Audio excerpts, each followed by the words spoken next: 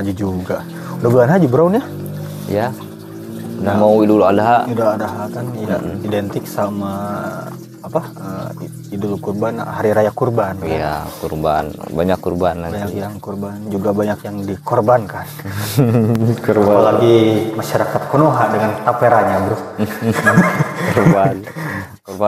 korban iya, korban korupsi itu. Iya, kan tapera, tambahan perasaan rakyat. Ya, jangan bahas tapera lah. Sekarang malah mau Idul Kurban kan. Kurban gak lu? Enggak lah, boro-boro kurban. Tapera jauh, tapera jauh susah. Tapera lagi. Iya, alhamdulillah masih bisa hidup. Nah, itu orang Indonesia. Lu kurban? Kurban perasaan, bro. Susah, bro. Tapi punya sih niatan pengen kurban ada dari dulu juga. Cuman ya mungkin belum waktunya. Ya. Karena mungkin ya belum ada juga buat kurbannya, bro. Ya, gimana mau mikir kurban? Ya kerja susah. Mau usaha susah. Iya. Ya, sore-sore tuh saya makanya ya niat mah tetap ada. Cuman ya, lihat realita susah, bro. Ya apalagi ya kalau ngomongin susah ya susah lah semuanya gitu. Pasti kalau ngomongin susah pada susah semuanya. Gue paling susah. Ya pasti. Gue paling susah, lu paling susah kayak gitu. Tapi kalau ngomongin masalah kurban ya, gue jadi ingat ini. Ternyata lah selain umat Muslim, ada juga ritual kurban di agama lain juga. Oh, ada juga? Ada. Jadi cuman enggak sama itu tiap tahun atau gimana tuh? Enggak sih, kalau itu ya enggak tiap tahun itu mah. Oh enggak. Jadi ada kondisi-kondisi tertentu yang memang ditentukan gitu. Oh, emang agama apa tuh? Nah, ini kan kalau Islam itu kan ya mau sapi, mau kambing, unta kan. Kalau ini harus sapi. Oh, harus sapi. Iya, harus sapi. Sapinya harus sapi betina. Warnanya merah. Oh, Yahudi ya? Iya, Yahudi. Itu lagi rame juga tuh. Oh, gue juga dengar kabar itu kan, kalau nggak salah ada tahun ini kan mereka dapat yang sapi merah itu kan. Soalnya kan kalau nggak salah gue nih oh bener, kriterianya kan memang harus pertama sapi betina. Ya, sapi betina. Kedua warnanya merah tapi bukan merah Fanta ya. Iya, bukan. Apalagi merah Coca-Cola, apalagi Sprite. Merah cabe bukan. Apalagi merah meriah. Tapi memang merahnya mungkin lebih ke agak coklat ya. Iya, merah kecoklatan ya. Mana ada kan merah sapi merah cabai atau merah darah gitu kan. Merah darah, hijau daun, kuning tai. Hijau daun mah di suara.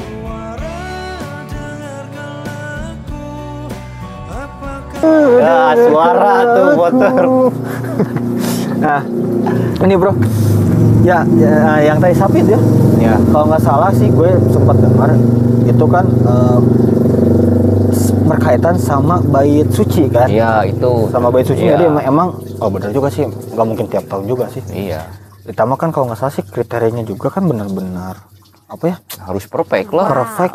Benar-benar ketat gitu kan. Benar-benar nggak boleh ada satu syarat yang kurang gitu kan. Iya. Emang sih namanya juga buat ritual agama ya. Namanya ritual pasti harus sempurna gitu kan. Harus Jadi kita juga kan sama kan ya, nggak boleh cacat kan si sapinya gitu kan, harus umur sekian sampai sekian kan.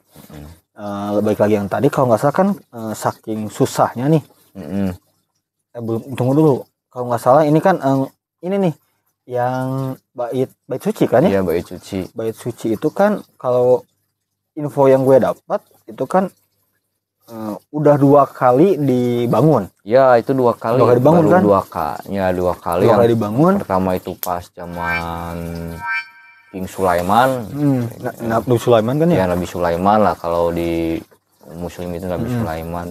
Itu terkenal dengan Solomon Temple. Solomon Temple itu ya? Sulaiman. Tuh. Terus yang kedua itu ya di pas zaman kalau nggak salah di Persia. Kalau nggak salah itu kan dihancurnya itu sama Raja Romawi, tapi Iya, gue Romawi. lupa lagi sih. Nah, itu tuh yang gue dapat infonya itu kan saking susahnya dapat sapi itu dari hancurnya bait suci yang kedua ini gitu kan. Di awal atau dari enggak, kalau dari awal sih gue kurang tahu juga sih, soalnya infonya memang agak, kalau dari yang pertama ke kedua itu memang infonya agak susah. Tapi kalau yang dari kedua sampai yang sekarang kan yang mau nyamut di bait yang ketiga, di mana kalau di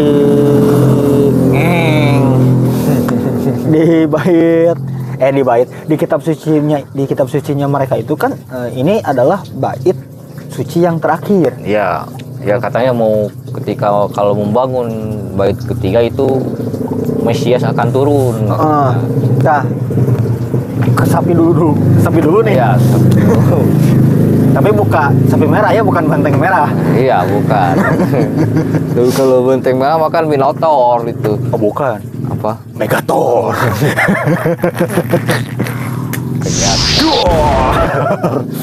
Gini bro, ini kan yang ngomongin aja dari awal bait suci yang kedua hancur sampai bukan sampai sekarang sih, sampai ke kurang lebih tahun 90 atau tahun 2000-an itu baru ditemuin 10 sapi bro. 10 sapi itu langka juga banget. Atau lu hitung aja kan, kalau nggak salah itu yang pertama kan sebelum Masehi. Iya. Yang kedua itu kalau nggak salah sebelum ada Rasulullah SAW lahir. Yang kedua itu kan berarti ya kurang lebih ya 2000 tahunan lah. 2000 tahun lah kurang lebih. Kurang dari 2000 tahun lah. Ya, baru 9, baru 10. Berarti ya kita hitung anggaplah 2000 tahun lah gitu. 2000 tahun cuman 10 biji doang, 10 ekor doang. Itu kan ya lebih dari langka gitu kan. Tapi yang kemarin katanya ketemu itu kalau di Texas tuh ada 5 tuh. Kayaknya itu lagi panen Kayaknya mah. Jadi kelangkanya hilang. Langsung 5 jackpot. Jadi nggak langka lagi gitu. Langsung jackpot 5. Cuman ini juga kan masanya gini loh, kenapa sih yang 5 ini belum tentu juga bisa dipakai gitu. Kenapa tuh? Soalnya kan pernah kejadian. Jadi kalau gue gak salah info, sebelum tahun abad ke-19 lah gitu ya, abad 19. Itu memang pure sapinya itu warna merah. Sapinya warna merah. Cuman gini masalahnya itu, di runutan ritualnya itu harus dari jadi runutan itu harus Mesias dulu turun, kemudian baru bakal muncul yang namanya sapi merah yang harus dikurbankan untuk mensucikan orang Yahudi kan kalau nggak salah itu kan. Di mana si Mesias ini selain mendapatkan sapi merah untuk dikurbankan, plus menunjukkan posisi di mana si bait suci ini. Gitu. Cuman gini, karena kan yang tadi udah ditemuin nih 10. Cuman karena kan runutannya harus Mesias dulu, akhirnya si sapi yang 10 ini cuman yang nggak bisa diapa-apain. Padahal kriterianya itu udah dapat banget. Jadi sapinya udah ada, ketika sapinya udah ada, tapi Mesiasnya belum turun. Jadi memang waktu itu memang posisi para rahib Yahudi ini benar-benar memegang erat ajaran di kitab sucinya gitu. Jadi sampai-sampainya ada sih memang beberapa kata mungkin lah ekstremisnya gitu ya. Ya, ekstremis dari Yahudinya itu. Jadi memang mereka itu ya udah mendingan udahlah yang ada dulu sapi merahnya dulu, nanti Mesias nyusul. Saya justru lewat orang dalam. Kayak di Konoha. Nah, tapi kalau yang gue tahu tuh ya kemarin itu apa kan harusnya bukan harusnya tapi ya kalau memang itu panduannya kayak gitu kan harusnya ada Mesias dulu, terus sapi merah, terus bait suci. Tapi yang kemarin itu sapinya udah ada gitu. Jadi yang gue dapat itu pas justru pas dipercepatnya penyembelihan si sapi ini itu untuk menyambut kedatangan Mesias katanya. Ya itu karena memang jadi ini loh, itu sudut pandang POV-nya dari si pihak ekstremis. Soalnya memang ekstremis itu Zionis, mungkin lebih ke Zionisnya sih. Cuman ya bukan cuma Zionis doang sih kayaknya, soalnya ya mungkin ada sangkut pautnya sama genosida sekarang mungkin ya, tapi iya itu benar. Kurang tahu. Balik lagi ke yang kriterianya kan, itu saking sulitnya. Jadi pernah kejadian di tahun 90-an lah kurang lebihnya, 90 sampai 2000-an lah gitu ya. Sama tahun 2020. Kan 2020 juga sempat ramai itu infonya. Sapi merah itu. Cuman jadi ada ya yang tadi ya sebelum 1900 itu si sapinya itu benar-benar alami. Warna merah bener. Tapi bukan dipilok. Nggak dipilok, nggak dicat juga. Apalagi dipakai bon cabe. Pakai angka kecil. Ada kain. Nah, yang tadi gitu ya, nyambung lagi. Jadi saking ketatnya itu, jadi bener-bener jangan sampai ada satu helai bulu yang warnanya bukan merah. Kejadian. Karena gini loh, pas tahun 90 kan itu udah kayak apa namanya? Campuran genetika. Terus bukan campuran genetika atau apa ya namanya? Apa sih? Rekayasa genetika. Nah, kan udah ditemuin nih teknologi rekayasa genetika. Nah, jadi yang dari abad ke-19 sampai ke sekarang itu sapi merah yang hasil sapi merah yang ditemukan itu adalah hasil dari rekayasa genetika. Termasuk yang di Texas itu yang 5 itu hasil genetika infonya. Nah, yang kemarin yang gagal itu jadi kejadian kayak gini, Bro. Udah bener merah semuanya. Kan kriterianya pertama merah betina, terus gak boleh punya penyakit baik dari dalam tubuh maupun luar tubuh ya, kayak cacat dan sebagainya, budug yang kayak gitulah, diabetes, obesitas, serangan jantung, masuk angin, kayak penyakit itu kayak ikan rokok. Nah, yang lebih seremnya ternyata si sapi ini juga nggak boleh dipakai sama orang. Maksudnya dipakai gimana itu? Bukan dipakai gitu, tapi dipakainya itu jadi benar-benar jangan disentuh atau dipakai sebagaimana sapi-sapi biasa. Dipekerjakan. Bukan dipakai yang itu gitu, tapi dipekerjakan. Jadi heran juga dipakai apa gitu kan. Kan kayak ini kan suka ada kan sapi dipakai buat yang muter itu kan buat ngegiling, terus ngebajak sawah. Jadi bahkan diikat juga gak boleh. Gitu. Saking bener-bener ini sapi katakan mungkin karena buat ritual suci. Jadi memang mungkin mulia lah. Mungkin memang posisi sapinya benar-benar harus suci juga. Mungkin juga harus perawan juga mungkin karena suci tadi. Kan betina ya. Jadi suci. Nah, kejadian kan termasuk umurnya juga harus 2 sampai 4 tahun. Jadi minimal 2 tahun, maksimal 4 tahun.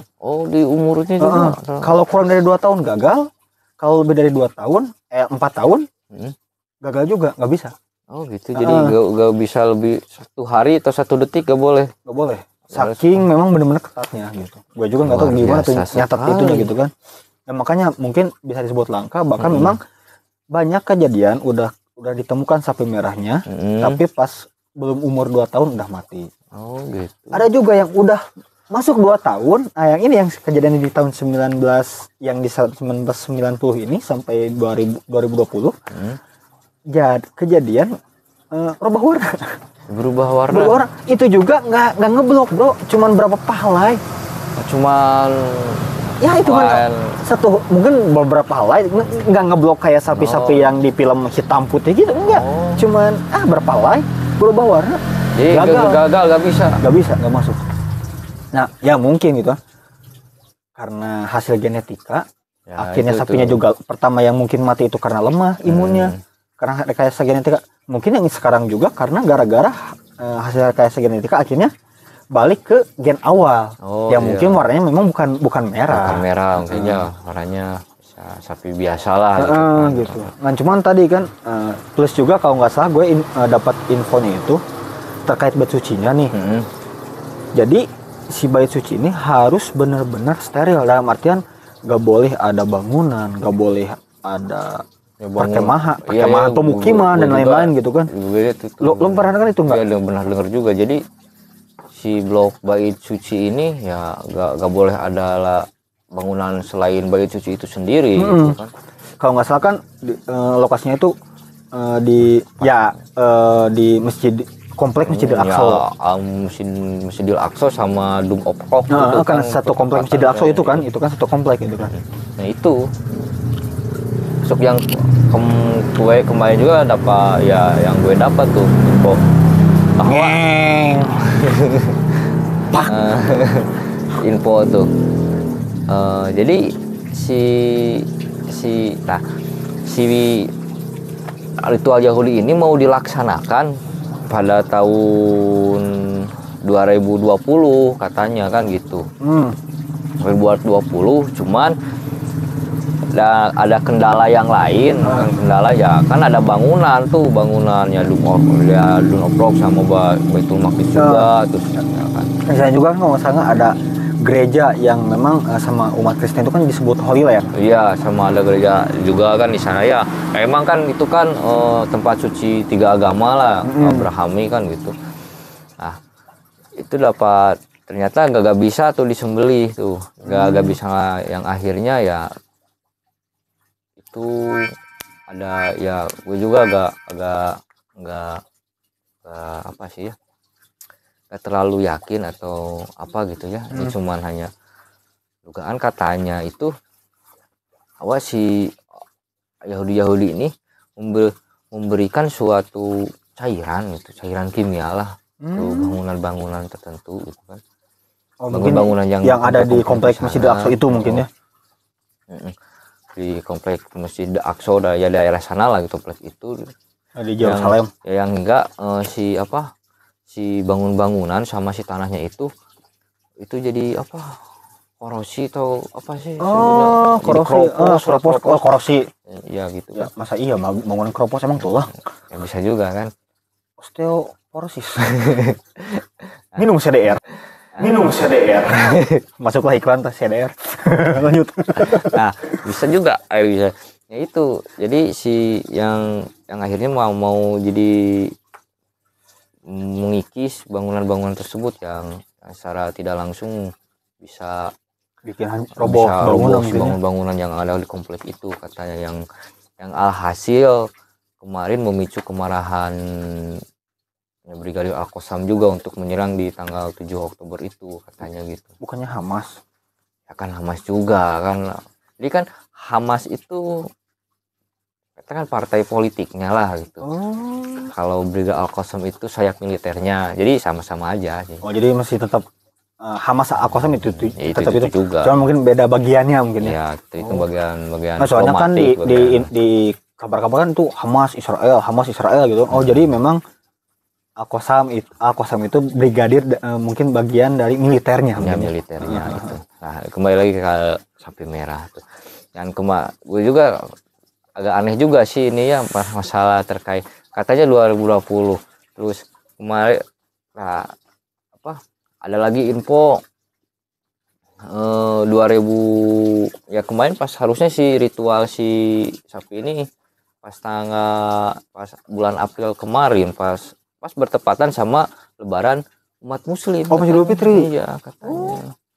Gue aja sempat dengar sih April. April itu harusnya pas bersamaan dengan ibadahnya orang Yahudi juga. Bareng. Nah, dan ternyata enggak sih ya, intinya ya ada. Jadi si ritual sapi merah ini ada sangkut pautnya dengan ya genosida yang sekarang terjadi di Palestina sekarang. Kenapa bisa gitu tuh? Iya. Intinya ya memang ada perbuatan apa gitu kok sampai nyambung nih sama yang serangan Hamas yang tanggal 7 itu kan. Ya jadi ya intinya ya mau menghabiskan yang ada di sana aja gitu, jadi demi melangsungkan ritual itu gitu kan. Oh, soalnya kan harus steril kan, Ya, nggak boleh ada bangunan gitu, itu kan. nggak boleh ada bangunan, termasuk ya intinya ya nggak tahu apa sih ya pemicu yang lainnya gitu, sampai ya kalau mau bangunan ya tinggal bangun aja sebenarnya ya. Nggak usah ada genosidaan ya, tapi nggak tahu ada misi apa kayak yang dibalik itu nggak tahu sih. Tapi kalau memang itu ada aturan lain ya harus dimusnahkan orang di situ ya mungkin juga gitu. Saking harus sterilnya mungkin. Ya mungkin harus sterilnya. Ya soalnya karena kan jangankan orang-orang non Yahudi kan, orang-orang Yahudi pun itu harus disucikan dulu sebelum masuk ke bait suci, termasuk membangun bait suci juga harus disucikan dulu orang-orang Yahudinya itu dengan ritual sapi merah ini. Kalau nggak salah kan jadi si sapinya itu disembelih, terus dibakar, kan? Terus si abunya itu dimasukin ke air, yang nggak tahu sih, nggak tahu diminum, nggak tahu dimanding, gue juga kurang tahu. Cuman kalau nggak salah dimasukin ke air, kemudian dibagiin ke orang-orang Yahudi kan? Iya, jadi buat suci. Jadi barulah suci mereka gitu kan? Berarti justru ada yang lebih unik nih. Apa? Jadi ternyata si air campuran dari abu sapi itu bisa dipergunakan selama 666 kali. Ada 666. Ada apa tuh? Bener. 666 tuh. Bener. Justru ini ya agak unik, what the hell gitu kan. Aneh juga kan dengan ritual ini. Justru kan ternyata nggak semua setuju dengan ritual itu sebenarnya gitu. Ya sih, soalnya kan ini yang memang benar-benar ngebet lah katakan. Ya ngebet. Yang benar-benar ngebet pengen ngadain ritual ini kan memang ekstremis Yahudinya gitu. Ya meskipun bukan berarti ya kalian gitu lah. Nggak semua Yahudi. Memang sih ada sifat general, ada sifat individual gitu kan. Kalau sifat general kan itu Rasul juga udah ngomong, udah disebutin kan bahwa mereka itu pengkhianat, kemudian suka ingkar janji gitu kan, dan pengkhianat dan lain-lain lah gitu kan, pembunuh dan lain-lain. Negatif lah kan gitu. Tapi kan memang itu sifat general kayak gini lah. Orang Sunda epesan tenong sih bahasa Indonesia. Cengeng. Ya kan, ya gue bukan bermaksud menghina, tapi faktanya kan orang Sunda itu rata-rata baperan. Dalam artian baperan itu jadi nggak kayak orang Jawa kan. Orang Jawa kan orang kuat, strong gitu kan. Maksud strong itu kan jadi tekadnya kuat lah gitu kan, sampai berani ngerantau. Terus orang Padang kan pada keras, terus orang Batak kan. Jadi maksudnya memang semua emang ada sifat general, ada sifat individualis. Karena memang nggak semua orang Sunda cengeng juga, tapi rata-rata. Ya karena kan sifat bukan ya baik lagi yang tadi. Ya tergantung kultur budaya lah. Tapi kalau ini kan katakanlah memang sifat general itu sifat general memang umat Yahudi kayak gitu, Bani Israel itu. Cuma memang nggak semua umat Yahudi juga memang brengsek kayak gitu gitulah gitu kan. Ya ada juga sebagian memang mungkin ya manusiawi lah katakanlah. Ya yang tadi kan nyambung lagi. Yang emang ngebet itu justru memang para ekstremis ini gitu. Iya emang katanya si ekstremis ini justru yang dari kalau umatnya saudara kita dari Nasrani kan gitu ya. Itu justru ritual si penyembelihan hewan sapi merah ini itu justru bukan menyambut Mesias katanya. Tapi malah mau menyambut antikris katanya. Dajjal ya kalau ya mungkin juga Dajjal gitu kan ya, apalagi ya kalau ya bukan antikris ya Dajjal. Soalnya gue pernah dengar gini loh. Jadi menurut ya kalau salah tolong koreksi ya, karena gue bukan Nasrani juga, tapi ini cuma info doang sih yang gue dengar. Jadi pengorbanan Yesus itu sebenarnya udah cukup. Jadi nggak perlu lagi ada yang namanya pengorbanan sapi merah gitu. Karena itu darah Yesus itu udah cukup udah lebih dari cukup buat mensucikan manusia gitu kan. Makanya orang Nasrani justru benar-benar nggak setuju dengan adanya ritual pengorbanan sapi merah ini gitu. Cuman gue yang gue agak penasaran nih, kan tadi yang lo bilang itu pakai bahan kimia terus bikin kropos gitu kan. Kan jadi kalau gue lihat nih kan seolah kayak apa ini mungkin settingan Nah, itu supaya memang kelihatannya gini loh, gue nggak tahu apa-apa nih, ini kan Acu sendiri. iya.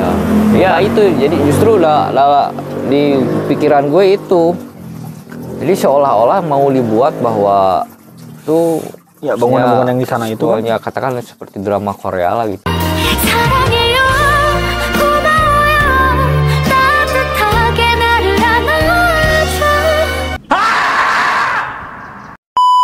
Jadi kayak settingan di setting bahwa memang seolah-olah memang komplek itu hancur sendiri, terus bahwa nanti justru bakal akan memunculkan narasi yang lain kan gitu, bahwa oh ini bangunan ini udah hancur, harusnya sekarang itu dibangun bait suci dan sebagainya. Mungkin ya dalam pikiran gue gitu. kayak drama Korea. Iya. Kencana Kencana yo.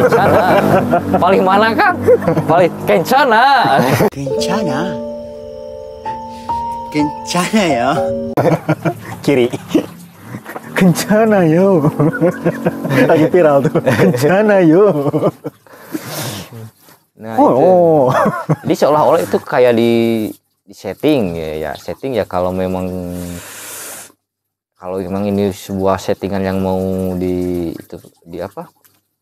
dilakukan itu ya mungkin juga ya seperti kata orang-orang Nasrani kan itu, bahwa memang yang muncul itu bukan Mesias kan gitu, yaitu Tapi justru antikris atau mungkin kita itu menjadi dajjal. iya Dajjal. Ya soalnya gini loh. Mungkin ini salah satu fitnah Dajjal juga kan. Soalnya gini bro, yang tadi ya gue apa mungkin kan tadi ya senjata kimia. Mau nggak mau kan itu sesuatu yang berbahaya lah. Apa mungkin pemicu penyerangan Hamas ini? Apa mungkin nih info terkait senjata kimia yang buat ngehancurin bangunan-bangunan suci di kompleks Masjid Al-Aqsa. Iya. Suci kan 3 agama di sana itu bangunan suci semua loh. Masjid Al-Aqsa, terus apa yang Rock Okdum, kemudian gereja yang Holy Land, terus tembok ratapan yang ya kan itu Rock Yahudi. Itu lemak ratapan. Enggak ada kan masjid itu ada 2. Oh iya. Bukan Rock Okdum. Rock Okdum tuh benar. Ya, itu. Oh berarti bukan, ini ada satu kan yang masjid yang Kubah Mas. Itu kan kalau nggak salah Rock sama Rock sih, soalnya kan di sana tempat batu yang dipijak sama Rasul buat Isra Miraj. Yang Miraj maksudnya, bukan Isra Miraj. Nah, balik lagi yang tadi. Apa mungkin pemicu serangan Hamas itu karena info terkait penghancuran yang di setting kayak alami bocor ke pihak Hamas, akhirnya Hamas menyerang. Iya itu, jadi seolah-olah memang jadi alasan Hamas untuk menyerang tanggal 7 itu ya di sana. Salah satu dari yang lainnya mungkin gitu kan. Ya, gue juga gak tahu ya, bukan pakar politik juga kan. Tapi ya gue bukan pakar politik, cuman hanya manusia yang berpikir saja kan gitu. Berarti yang nggak ngerti politik gak mikir. Faktanya emang kayak gitu sih. Soalnya banyaklah para pakar-pakar, orang-orang berkecimpung di politik gitu kan. Enggak, maksudnya gini loh, kayak kan siapa sih lupa kan. Orang yang sebenarnya buta itu orang yang benar-benar buta, yang sebenarnya orang buta itu adalah orang yang buta politik. Ya. Kan banyak lah, bukan peribahasa tapi memang ini fakta. Iya, fakta. Lanjut. Nah, ya justru yang menjadi alasan Hamas menyerang Israel pada tanggal 7 Oktober itu ya, nah itu alasannya, bahwa memang ya mau menghancurkan itu untuk demi membangun bait suci itu ya. Salah satu alasannya itu mungkin ya. Alasan yang lainnya karena ya kita jangan sebutkan lagi ya, banyak alasan untuk orang Palestina untuk melawan itu, banyak alasannya. Pertama ya kekerasan, penembakan dan sebagainya. Pertama kan itu juga tanah mereka. Ya tanah mereka juga kan, itu mungkin alasan-alasannya. Alasan kuatnya juga banyak lah gitu kan. Sama juga kan masalah akidah dan sebagainya. Itu yang paling utama kan. Mungkin ya itu udah keterlaluan mau menghancurkan secara berlahan-lahan bangunan-bangunan yang ada di kompleks itu. Seolah-olah seolah tidak terjadi apa-apa, ibaratnya ya mau lempar tangan sembunyi batu kan. ya gitu ya, sembunyi gitu. Lempar batu sembunyi tangan. Ya begitu bro, yang gue tahu ya. Ya berarti emang ya maksudnya gini loh, ya ini kan ya baik lagi ya.